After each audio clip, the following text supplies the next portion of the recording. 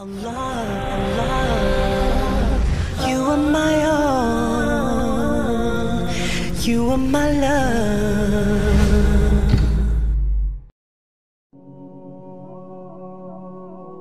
The Prophet ﷺ, he taught us that you are on the religion of your friends. You are on this lifestyle of your friends.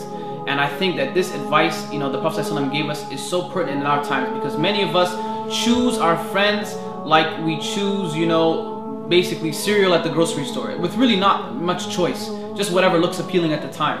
But imagine that, the person who wants to get married, when you're looking for the right wife or husband, you're going to start inquiring about this person's background. You want to know about their family, you want to know about their religion, you want to know about their wealth, you want to know about everything about them. And this is the person who, you're going to be spending the rest of your life with. But when we're looking for friends, we don't really care. I've known this guy since I was 2. I've known this person since I was 10. Or this person's known me since then. And so that becomes a reason why you're friends with this person. But, to be honest, I think that we have to start choosing our friends like we choose our spouses. Your friend should be of top-notch quality. Your friend should be A or A pluses only. Because if you're with somebody who is not going to make you a better person, then that person, unfortunately, is not a friend that you should be taking. We need to learn to have friends who don't want to just be friends in this dunya, but they want to be your next door neighbors in Jannah. How many friends do you have like that? Friends that are going to remind you, brother, sister, fear Allah. Brother, sister, let's establish the salah.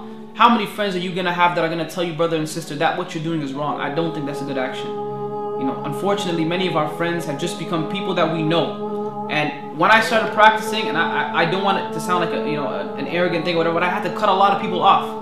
And you really have to sometimes. You got to figure out what is your priority. Why are you on this earth, and what are you doing, and how long are you going to be here for? That you can have time to mess around with people who don't have your same agenda and priority in mind.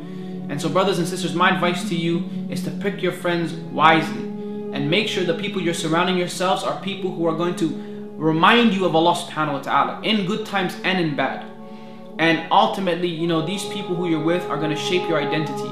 And if there's some brother or sister who you think is not really doing that well, then it's okay, inshallah, be that support system for them. But don't allow your core group, don't allow the majority of your friends to be people who you constantly have to give da'wah to. No. Be amongst the people who will give da'wah to you as well, inshallah, and you can grow as people.